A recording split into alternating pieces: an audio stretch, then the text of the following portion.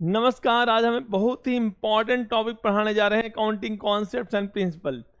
4 marks कम से कम इस चैप्टर से आपसे पूछे जाते हैं, तो बहुत ही इंपॉर्टेंट चैप्टर है। वैसे चैप्टर 6 to 8 मार्क्स का वेटेज लेकर आता है, तो जरूर पढ़िए और अपने मार्क्स को सिक्योर करिए। तो पहला जो फंडामेंटल 3 कॉन्सेप्ट होते हैं, पहला है गोइंग कंसर्न। ये गोइंग कंसर्न कॉन्सेप्ट क्या बोलता है? एक गोइंग कंसर्न कॉन्सेप्ट बोलता है कि business will continue in near foreseeable future. जहां तक हम देख रहे हैं हमारा बिजनेस चलता रहेगा, चलता रहेगा, चलता रहेगा, आने वाले टाइम में बंद होने वाला नहीं है, जहां तक हम देख रहे हैं।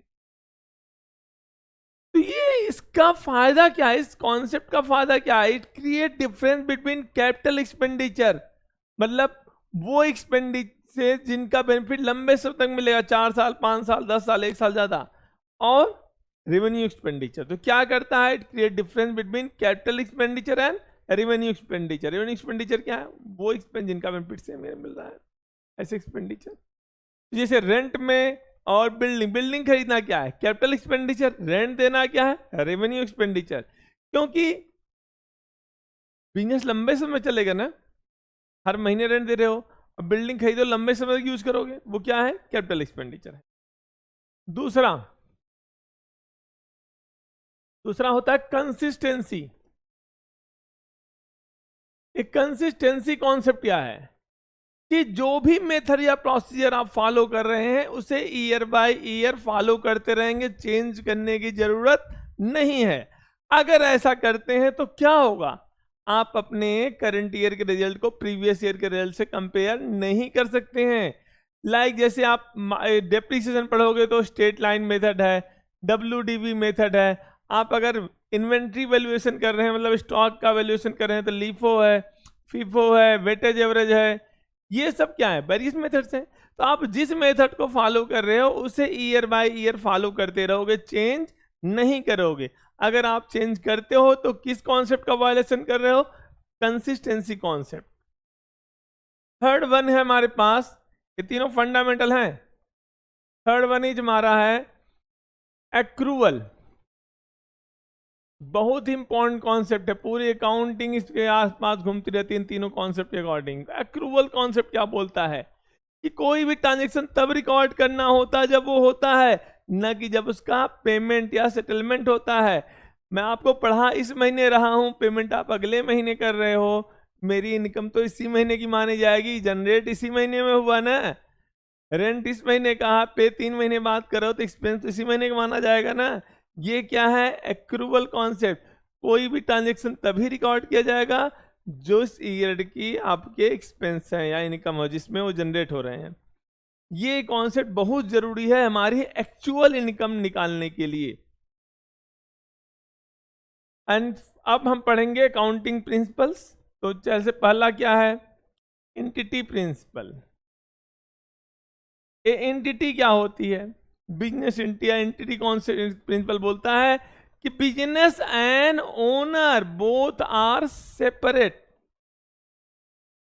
यहां ओनर और बिजनेस क्या होते हैं? सेपरेट होते हैं। जो पैसा ओनर लाता है वो क्या होता है? कैपिटल। निकालता है क्या बोलते हैं? ड्राइंग। किस कॉन्सेप्ट से? एंटिटी के। भैया हम और तुम अलग अलग है, ऐसा नहीं मानोगे तो आपका बिजनेस सही प्रॉफिट एंड लॉस शो नहीं करेगा। भाई घर का दुकान में, दुकान का घर में कर रहे हो, पता चलेगा कुछ नहीं। जो लाओगे उसे कैपिटल मानोगे, जो निकालोगे ड्राइंग मानोगे, तो आपका पता चल जाएगा कितना प्रॉफिट हुआ या लॉस हुआ। तो एंटिटी कॉन्सेप्ट क्या करता है? डिफरेंस क्रिएट करता है capital and owner and business में। हालांकि दोनों एक है लीगल पॉइंट ऑफ व्यू से, लेकिन बिजनेस पॉइंट ऑफ व्यू से दोनों अलग अलग माने जाते हैं। अगर इस कॉन्सेप्ट को भी फॉलो नहीं कर रहे हो तो आपका बिजनेस सही प्रॉफिट एंड लॉस शो नहीं करेगा। दूसरा होता है मनी मेजरमेंट कॉन्सेप्ट। ये कॉन्सेप्ट बोलता है कि वही चीजें रिकॉर्ड करनी है जो मनी के टर्म में मेजरेबल हो। मनी मेजरमेंट प्रिंसिपल क्या बोलता है? Only those transactions are recorded which are measurable in terms of money. नहीं तो रिकॉर्ड नहीं करेंगे। तो ये बहुत अकाउंटिंग की लिमिटेशन भी है, ये एक तरह से क्या लिमिटेशन है कि आप वही चीज रिकॉर्ड करते हैं जो मनी के टर्म में मेजरेबल हो।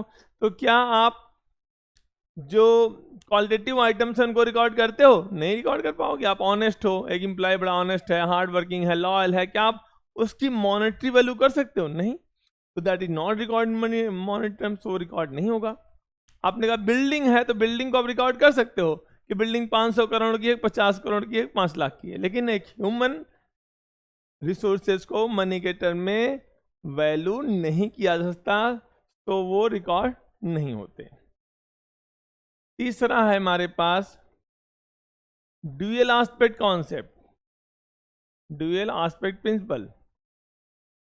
ड्यूअल एस्पेक्ट क्या बोलता है? दोहरी तलवार। हर ट्रांजेक्शन के दो एस्पेक्ट होते हैं, एक डेबिट एक क्रेडिट। जैसे एक सिक्का उछालो, एक साइड हेड है, दूसरी साइड क्या होगा? टेल। उसी तरह अकाउंट में अगर एक साइड डेबिट है, दूसरी साइड क्या होगी? क्रेडिट ही होगी। ये कौन सा कॉन्सेप्ट बताता है? Dual aspect concept. इसी पर हमारा अकाउंटिंग क्वेश्चन बेस्ड है, asset is equal to liability plus capital. किस प्रिंसिपल पर बेस्ड है? ड्यूअल एस्पेक्ट प्रिंसिपल पर। और इस पर हमारी बैलेंस शीट भी बेस्ड है, बैलेंस शीट इसी तो बनती है। तो ड्यूअल एस्पेक्ट प्रिंसिपल पर क्या बेस्ड है? हमारा अकाउंटिंग क्वेश्चन, हमारी बैलेंस शीट भी। तो अगला पॉइंट आता है हमारे पास accounting period principal. Accounting principal period क्या बोलता है? ये बोलता है, अच्छा आप एक बात सुनिए कि अगर आप कोई भी काम करे तो उसका रिजल्ट जानने की इच्छा होती ही नहीं होती है। मैच चलता था, बॉल टू बॉल आईपीएल में देखते रहते हो आप। अब मैच खत्म होने के बाद देख लो भैया कौन जीता कौन हारा। तो क्यूरियोसिटी होती है इंसान में।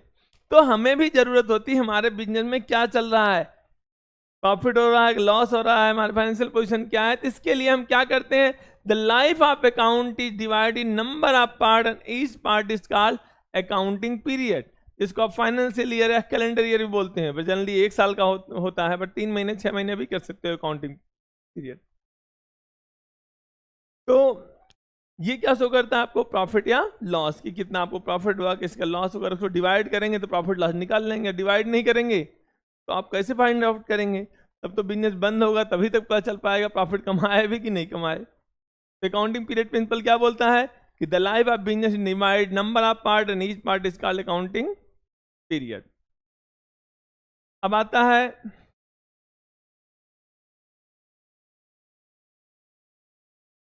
Full disclosure.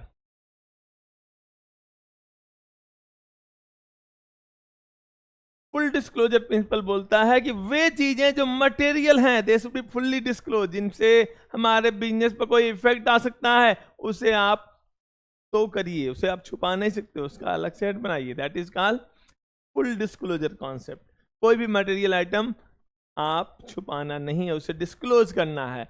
अब अगला पॉइंट आता है मटेरियलिटी कॉन्सेप्ट प्रिंसिपल। कि मटेरियल क्या है भाई? तो वे चीजें जो बिजनेस को अफेक्ट कर सकती हैं, दे आर मटेरियल।